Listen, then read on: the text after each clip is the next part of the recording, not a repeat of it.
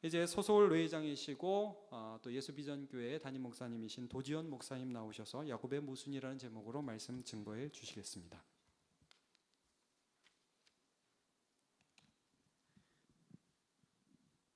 기도하겠습니다. 하나님 아버지, 오늘 이 시간에 우리가 하나님의 말씀 듣기를 원합니다. 주의 성령께서 말씀을 듣는 우리 모두에게 깨달음을 주셔서 말씀을 들을 때 우리 안에 기쁨이 있게 하시고 또 하나님께서 주시는 그런 열심과 감동이 있도록 주님께서 은혜 내려 주옵소서. 그래서 우리가 이 말씀의 교훈대로 실천하며 살아갈 수 있도록 또 우리에게 맡겨주신 우리의 사명을 온전히 감당할 수 있도록 인도하여 주옵소서. 예수님 이름으로 기도하옵나이다.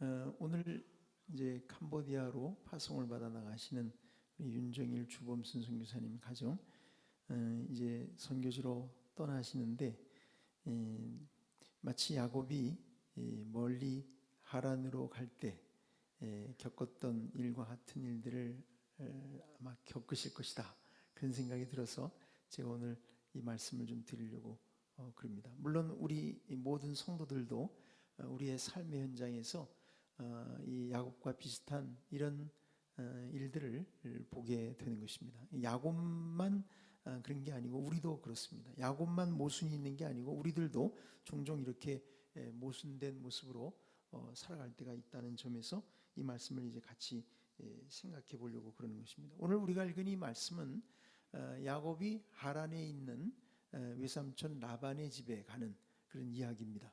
근데 그 과정에서 이 야곱은 그 라반의 딸을 만나게 됩니다. 라헬이라고 하는 그 딸을 만나게 됩니다.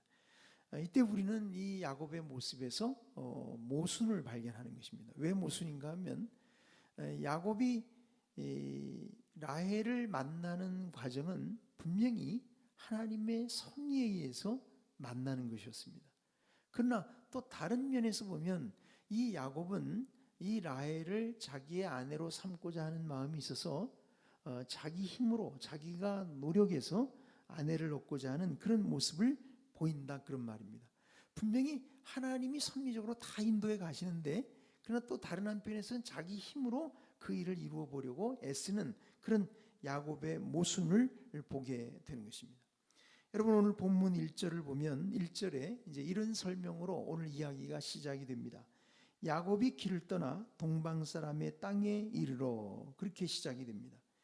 여러분, 28장 10절에 가보면 야곱이 브엘세바에서 떠나 하란으로 향하여 가더니, 그렇게 되어 있습니다. 근데 지금 여기는 길을 떠나 동방 사람의 땅에 이르렀다, 이렇게 되어 있습니다. 분명히 그때와 비교해 보면 달라진 것들이 좀 있어요. 첫째는 뭐가 다르냐 하면 여기 야곱이 길을 떠나 그랬는데 떠난 곳이 어디냐면 여기는 베델입니다. 그렇죠? 이 이야기 바로 앞에는 베델에서의 사건이 있어요. 여긴 브엘세바가 아닙니다. 베델에서 떠나고 있습니다. 근데 베델에서 떠날 때 야곱은 달라진 게 있죠. 뭐가 다르냐면 베델에서 꿈에 나타나신 하나님이 주신 약속이 있단 말입니다. 하나님이 야곱에게 그렇게 약속하셨습니다. 내가 너와 함께 있어 내가 어디로 가든지 너를 지키며 너를 이끌어 이 땅으로 돌아오게 할지라. 내가 내게 허락한 것을 다 이루기까지 너를 떠나지 아니하리라. 그런 약속을 주셨습니다. 이제 야곱은 그런 약속을 갖고 지금 이 베델을 떠나고 있는 것입니다. 그리고 또 한 가지 여기 보면 이제 야곱이 도착한 곳이 나옵니다. 뭐라고 그랬냐면 동방 사람의 땅에 이르렀다, 이렇게 되어 있습니다. 야곱이 원래 하란을 가려고 그랬죠. 근데 하란에 갔다 그러지도 않고 무슨 하란 근처에 갔다 이런 말이 아니고 동방 사람의 땅에 이르렀다, 그렇게 말을 하고 있는 것입니다. 이것은 야곱의 입장에서 기록한 것이라고 볼 수가 있습니다. 무슨 말이냐면 야곱은 지금 자기가 도착한 곳이 어딘지를 모르는 겁니다. 그래서 성경은 그냥 동방 사람의 땅이라고만 그렇게 말하고 있는 것입니다. 이 내용이 야곱의 입장에서 기록하고 있다는 사실은 바로 다음에 2절과 3절을 보면 알 수 있습니다. 거기 보면 야곱이 본 광경을 거기 이렇게 말하고 있습니다. 본즉 들에 우물이 있고 그 곁에 양 세 떼가 누워 있으니 이는 목자들이 그 우물에서 양 떼에게 물을 먹임이라. 큰 돌로 우물 아귀를 덮었다가 모든 떼가 모이면 그들이 우물 아귀에서 돌을 옮기고 그 양 떼에게 물을 먹이고는 우물 아귀 그 자리에 다시 그 돌을 덮더라. 그래요. 여기 보면 본즉, 그래서 본즉 누가 보는 겁니까? 야곱이 보는 거예요. 지금 야곱의 관점에서 이 장면을 기록하고 있는 것입니다. 그런 얘기입니다. 바로 여기서 이 야곱은 목자들과 만나게 되고 그들과 대화를 나누게 되는데 그 내용이 오늘 본문 4절부터 8절까지 자세하게 나와 있습니다. 야곱이 그 목자들에게 물었습니다. 내 형제여 어디서 왔느냐? 그랬더니 이들이 대답을 하는데 하란에서 왔노라. 야곱은 그제서야 자기가 목표했던 그 지역에 자기가 다가가고 있음을 알게 되는 것이죠. 그랬더니 야곱이 얼른 물어요. 하란에서 왔다니까. 자기 지금 하란에 있는 외삼촌 라반을 찾아가는 거 아닙니까? 그러니까 묻습니다. 너희가 나홀의 손자 라반을 아느냐? 묻습니다. 목자들이 아노라. 그랬더니 야곱이 그가 평안하냐? 묻습니다. 평안하니라. 그의 딸 라헬이 지금 양을 몰고 오느니라. 야곱이 이 말을 들을 때 아마 예사롭지 않게 들었을 거예요. 왜냐하면 야곱은 원래 그 브엘세바를 떠나서 하란으로 갈 때 아버지 이삭으로부터 이런 말을 들었던 것입니다. 아버지가 뭐라 그랬냐면 너는 하란으로 가서 거기서 내 외조부 부두엘의 집에 이르러서 거기서 내 외삼촌 라반의 딸 중에서 아내를 취하라. 아버지가 그렇게 말을 했어요. 그 말을 듣고 지금 갔거든요. 근데 그 라반의 딸 라헬이 지금 양을 몰고 온다니까 야곱은 아마 그 말이 예사롭지 않게 그렇게 들렸을 것입니다. 야곱은 그 목자들에게 말을 합니다. 해가 아직 높은즉 가축 모일 때가 아니니 양에게 물을 먹이고 가서 풀을 뜯게 하라. 그러자 목자들이 대답합니다. 우리가 그리하지 못하겠노라. 때가 다 모이고 목자들이 우물 아귀에서 돌을 옮겨야 우리가 양에게 물을 먹이느니라.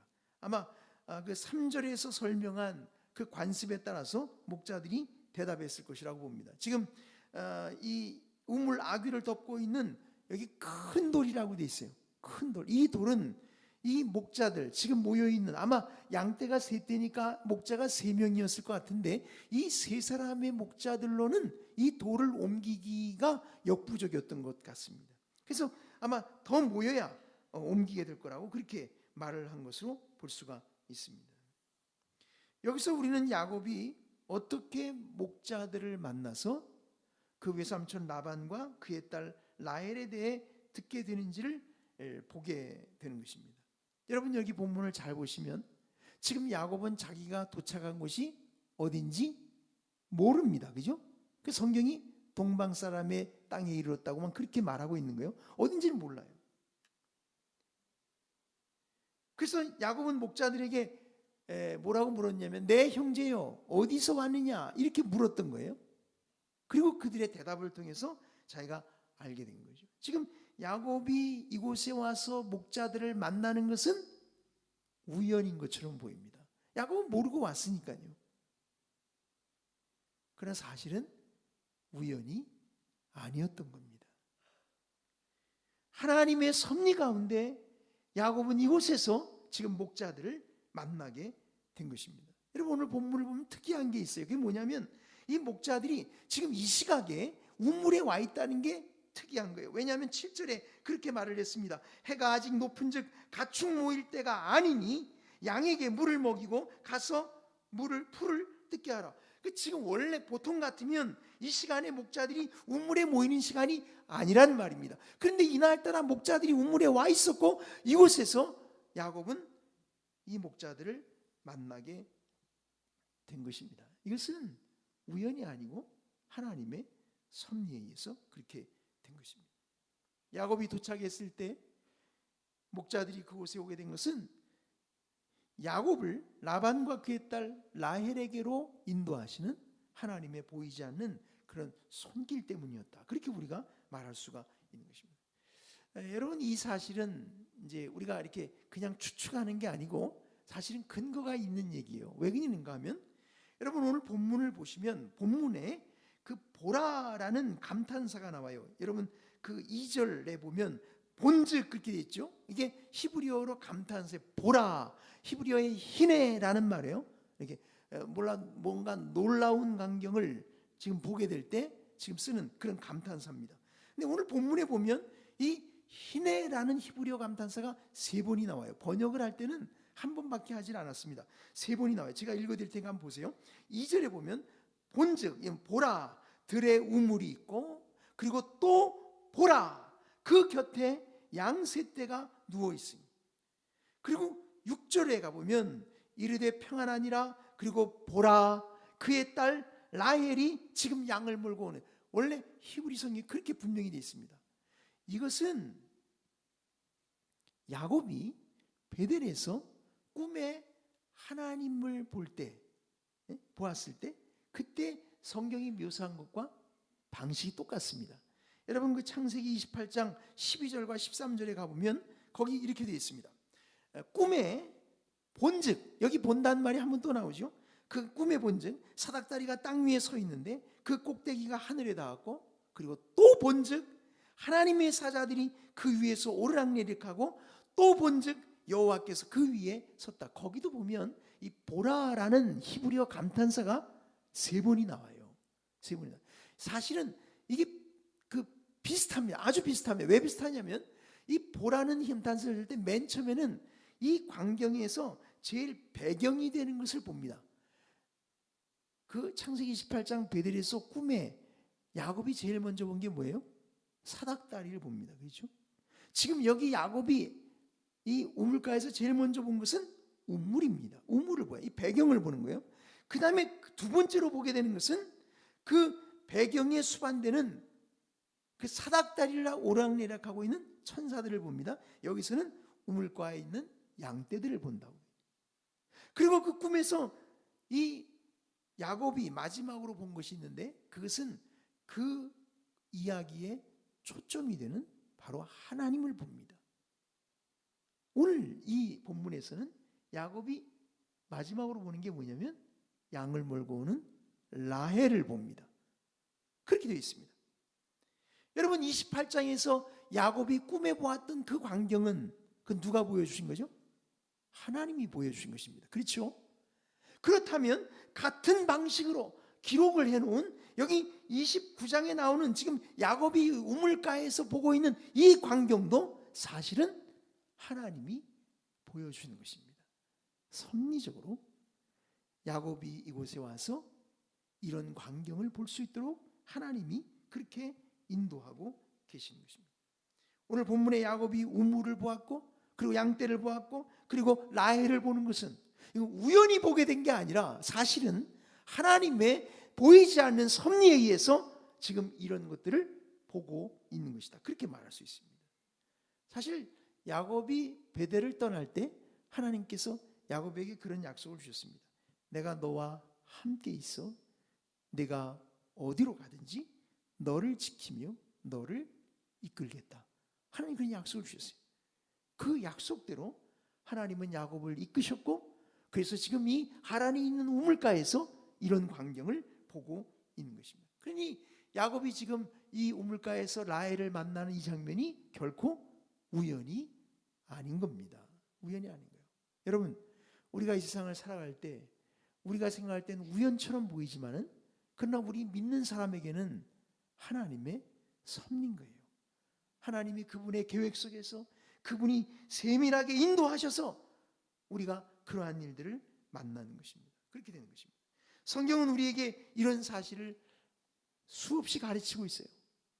우리가 살아가는 모든 일들, 우리에게 일어나는 크고 작은 일들이 결코 우연이 아니라 하나님의 섭리에 의해서 일어나고 있다는 사실을 우리에게 말하는 것입니다. 여러분, 섭리라는 말은 무슨 뜻이냐면 하나님이 이 우주 만물을 창조하신 다음에 그래서 그냥 내버려 두는 것이 아니라 그 창조하신 것과 지속적인 관계를 맺고 운행해 가신다는 거죠. 그 지속적인 관계를 가리켜서 우리는 섭리라고 불러요.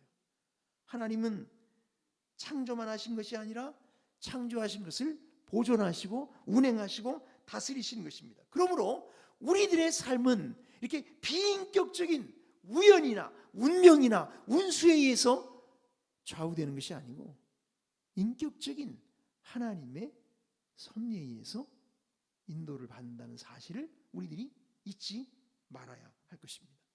세상 사람들은 살다가 인생살이 속에서 힘들어지고 올 때마다 그들은 숙명론에 빠져듭니다. 그리고 미신에 자꾸 의지합니다. 그러나 우리 믿는 사람들은 그렇게 하지 않습니다. 왜냐하면 살아계신 하나님, 인격적이신 하나님이 우리들의 삶을 그분의 보이지 않는 손길로 순간순간 인도해 가고 계시다는 사실을 우리들이 믿기 때문입니다.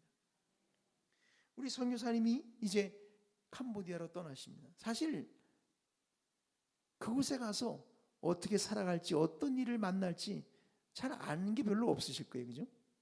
모든 게 다 보장되고 다 정해져 있고 이미 다 준비된 것을 가는 게 아닙니다. 모든 게 다 불확실합니다. 그러나 확실한 것은 하나님의 섭리가 선교사님 가정을 인도에 가실 거라는 사실이에요. 우리들도 마찬가지입니다. 불확실한 이 세상을 살아가지만 하나님의 보이지 않는 이 손길이 우리를 이끌고 계시는 거예요.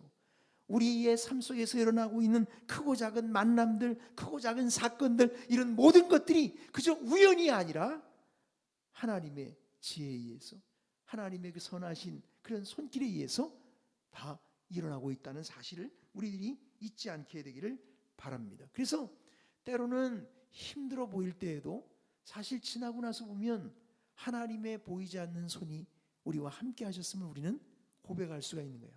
아, 그때 하나님이 그렇게 우리를 지켜주셨구나, 그렇게 인도하고 계셨구나, 하나님이 이미 다 그렇게 예비해 놓고 계셨구나, 그런 것을 우리가 나중에 가서 깨닫게 되는 것입니다.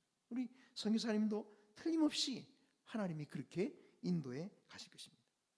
자, 이렇게 야곱이 이제 목자들과 대화를 하고 있는 사이에 드디어 라헬이 이 우물가에 왔습니다. 9절을 보면 이렇게 말합니다. 야곱이 그들과 말하는 동안에 라헬이 그의 아버지와 함께, 아버지의 양과 함께 오니 그가 그의 양들을 치고 있었기 때문이더라.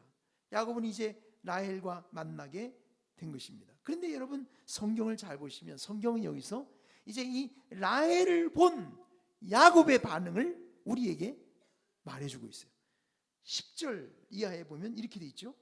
야곱이 그의 외삼촌 라반의 딸 라헬과 그의 외삼촌의 양을 보고 나아가 우물 아구에서 돌을 옮기고 외삼촌 라반의 양떼에게 물을 먹이고 그가 라헬에게 입맞추고 소리내어 울며 그에게 자기가 그의 아버지의 생질이요 리브가의 아들됨을 말하였더니, 그렇게 말하고 있어요. 이게 지금 라헬을 맞는 야곱의 모습입니다. 여러분 어떻죠? 이게 지금 어떤 것 같으세요? 읽어보니까 지금 라헬을 맞는데 야곱이 어때요? 특별해요. 특별해요. 읽어보시면 우선 야곱은 라헬에게 무진장 친절을 베풉니다. 여기 뭐라 하냐면 우물 아구에서 돌을 옮기고 외삼촌 라반의 양떼에게 물을 먹입니다. 누가 물 먹여달라 그랬나요? 자기가 다 알아서 친절을 베푸는 거예요. 그리고 야곱은 라헬을 너무나 반갑게 맞습니다. 여기 뭐라 하냐면 라헬에게 입 맞추고 소리내어 울었다.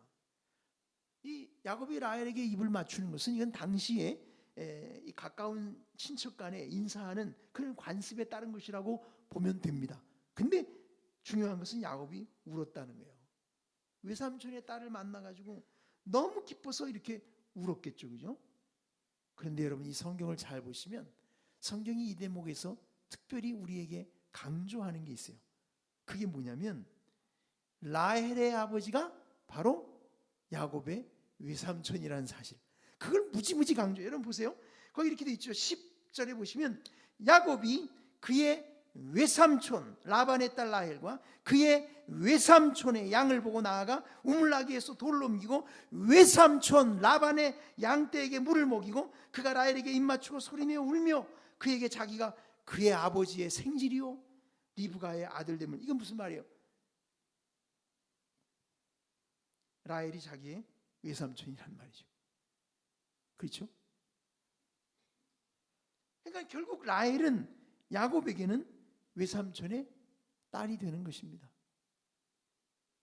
왜 이 사실을 성경이 이렇게 여기서 부각시키느냐? 이 야곱에게 중요하기 때문이에요. 왜 중요해요? 아버지가 여러분 28장 2절에 가보면 이삭이 야곱을 이 바단 아람으로 보낼 때 뭐라 그랬냐면 내 외삼촌 라반의 딸 중에서 아내를 맞이하라고 했거든요.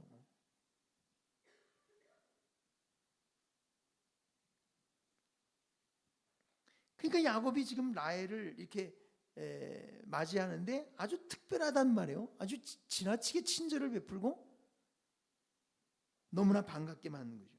비단 친척을 만난 기쁨만은 아닌 것입니다.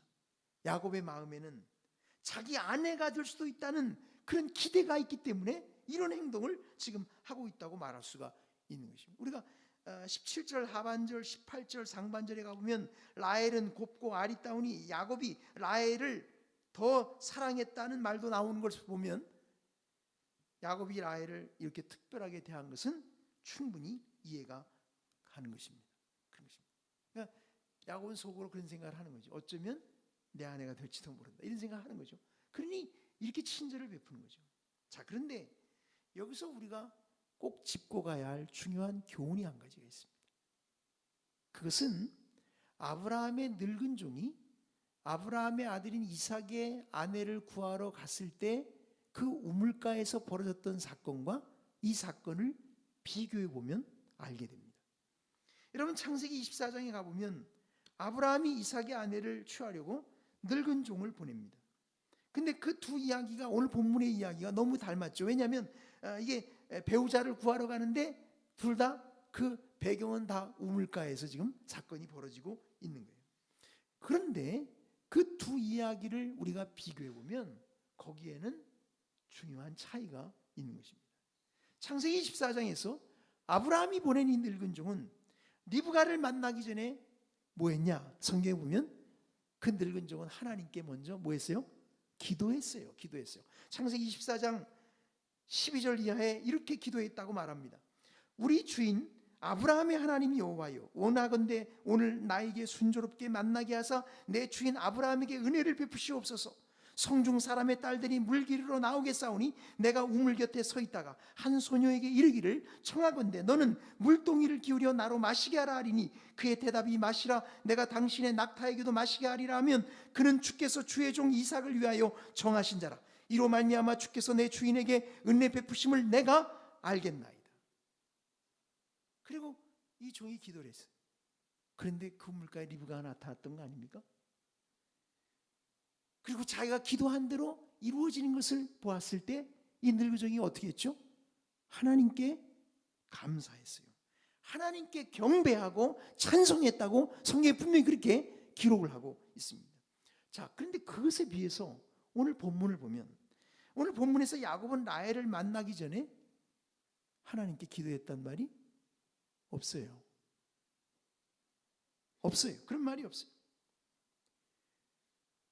아브라함이 보냈던 늙은 종은 리브가를 시험해 보기 위해서 자기에게 물을 달라고 그러고 그랬을 때 그 낙타들에게까지 물을 주면 그 여자가 하나님이 정하신 거라 그렇게 생각하겠다고 그랬는데 오늘 본문에 보면 이게 거꾸로 라헬을 시험해 보는 게 아니라 자기가 라헬의 환심을 살려고 시키지도 않은 낙타들한테 가서 짐승한테 다 물을 먹여주는 거예요. 자기가 거꾸로죠, 그죠?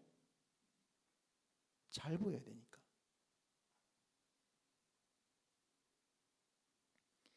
그래서 야곱이 라헬을 만났을 때 성경을 보면 그가 하나님을 찬송하거나 경배했다는 말이 없는 것입니다. 그런 말이 없어요.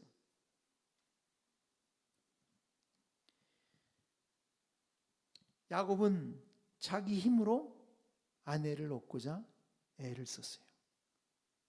어떻게든지 라헬의 환심을 사야 되기 때문에 그는 친절을 베풀고 그를 그렇게 반갑게 맞고 있었습니다.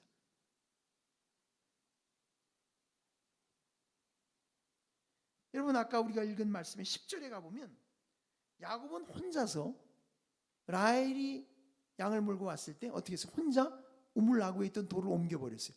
아까 그랬잖아요. 세 사람이 다 못 옮겨서 사람 목자가 더 와야 옮긴다 그래요. 큰 돌이에요. 굉장히 큰 돌인 것 같아요. 그런데 야곱이 힘이 좋은 사람이에요. 혼자서 그걸 옮겨버렸어요. 그리고 물을 다 먹였어요. 그런 야곱이기 때문에 야곱은 자기 힘을 믿고 자기 힘으로 자기가 애써서 일을 이루어 보려고 그렇게 하고 있는 것입니다. 그런 것입니다. 하나님이 그에게 베델에서 놀라운 약속을 주셨지만 그 약속을 의지하는 게 아니고 하나님을 의지하는 게 아니라, 그래서 기도하지도 않고 그런 자기 힘으로 사람의 환심을 사서 일을 이루어 보려고 그렇게 애를 쓰고 있는 것입니다. 여러분, 우리도 그럴 때가 있지 않습니까? 우리가 하나님 믿는다고 그러지만 막상 일이 닥치면 우리 힘으로, 우리 재간으로 우리가 갖고 있는 모든 걸 다 동원해서 우리가 뭔가를 이루어 보겠다고 그렇게 애를 쓸 때가 있지 않냐 이 말입니다. 지금 야곱이 그러고 있는 것입니다. 분명히 하나님이 그분의 섭리를 통해서 지금 야곱을 라헬에게로 인도하고 계신 것인데, 그러나 정작 야곱은 자기 힘으로 자기가 노력해서 자기가 애써서 일을 이루어 보려고 지금 그렇게 하고 있는 거예요. 우리가 그렇게 되지 않길 바랍니다.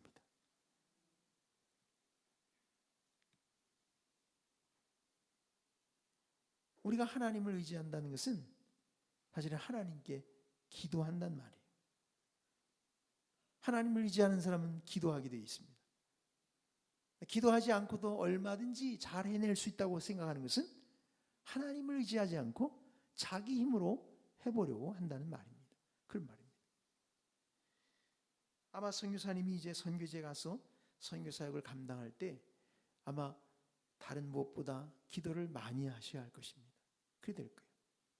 그것이 하나님을 의지하는 것이고, 그럴 때 하나님이 도우시는 거예요. 도우시는 거예요. 우리가 많은 경험을 해보게 됩니다. 우리 힘으로 하면 될 것 같은데 막상 해보면 되질 않아요. 안 될 것 같은데 하나님을 의지하고 하나님께 기도하고 나가다 보면 하나님이 이루어 주세요. 우리 선교사님을 통해서 캄보디아에서도 하나님께서 그렇게 하나님의 일들을 이루어 가실 것이다. 그래서 선교사님도 기도 많이 하시고, 또 우리 파송하는 우리 교회 성도들도 선교사님 가정을 위해서 기도 많이 해주시기를 바랍니다. 자, 그러면 오늘 이야기는 이제 어떻게 끝나는가 보겠습니다. 12절 하반절에 보면 라헬이 달려가서 그 아버지에게 알림해 라반이 그의 생질 야곱의 소식을 듣고 달려와서 그를 영접하여 안고 입맞추며 자기 집으로 인도하여 드리니 야곱이 자기의 모든 일을 라반에게 말하며 라반이 이르되 너는 참으로 내 혈육이로다 하였더라. 여기 보면 라반은 야곱이 자기 생질이라는 것 때문에 그를 아주 반갑게 맞아줍니다. 여기 보면 달려왔다, 영접했다, 안았다, 입맞췄다, 집으로 인도하여 드렸다, 이런 5개 동사를 계속 이어서 쓰고 있는 것을 보여줘요. 너무나 반가운 거예요. 지금 그렇게 맞고 있는 거죠. 야곱은 자기의 모든 초라한 행색에 대해서 외삼촌에게 아마 설명을 한 것을 볼 수 있습니다. 자기의 모든 일을 라반에게 말했다고 했고, 여기 라반은 너는 참으로 내 골육이다, 이 말은 이제 야곱이 자기 집에 머무는 것을 허락했다는 그런 뜻이 될 것입니다. 그러니까 결국 야곱은 자기가 원래 계획했던 목적지에 이르게 된 거예요. 그렇게 된 거예요. 우리가 여기서 이제 하나 더 생각할 게 있어요. 뭐냐면 야곱이 외삼촌 집에서 이제 지내게 되는데 얼마를 지내게 되죠, 여러분? 무려 20년. 무려 20년을 지나요. 야곱은 잠깐 갔다 돌아올 줄 알았는데 그게 아니었어요. 20년을 지나게 돼요. 그 20년 세월 동안 하나님이 야곱을 다루셨어요. 뭘 다루셨냐? 이 자기 힘으로 뭔가를 이루어보려고 하는 이 야곱을 하나님이 다루시는 거예요. 그래서 철저하게 하나님을 의지하는 사람으로 야곱을 바꾸시는 것입니다. 그게 20년이에요. 여러분 아시는 대로 야곱이 밧단아람에서 20년 후에 돌아오죠. 돌아오는데 돌아와서 형 에서를 만나는 일이 너무너무 힘들어서 결국은 야복 강가에서 어떻게 합니까? 하나님과 씨름을 해요. 근데 그때 어떤 일이 벌어지죠? 이 하나님이 야곱의 환도뼈를 쳐버리세요. 환도뼈는 우리가 힘을 쓸 때 가장 힘을 많이 받는 곳이거든요. 거기가 탈구가 되면 이 사람은 힘을 쓸 수가 없어요. 이제. 야곱은 더 이상 이제 자기 힘을 믿을 수가 없게 된 거죠. 그때 비로소 야곱은 하나님께 온전히 의지하게 돼요. 당신이 나를 축복하지 아니하시면 내가 당신을 가게 할 수가 없습니다. 그리고 하나님께 매달려요. 하나님은 야곱을 자기 힘만 믿고 살던 사람에서 하나님께 철저히 의지하는 사람으로 바꾸고자 하셨던 것입니다. 하나님은 우리도 그렇게 되길 원하세요. 우리가 자신만만하게 살아가지 말고 하나님 의지해서 기도하고 살아갈 수 있게 되기를 바라고, 우리 선교사님도 선교지에서 이런 하나님을 의지하고 기도하는 가운데 하나님의 맡겨주신 사명을 잘 감당하실 수 있게 되기를 바랍니다. 기도하겠습니다.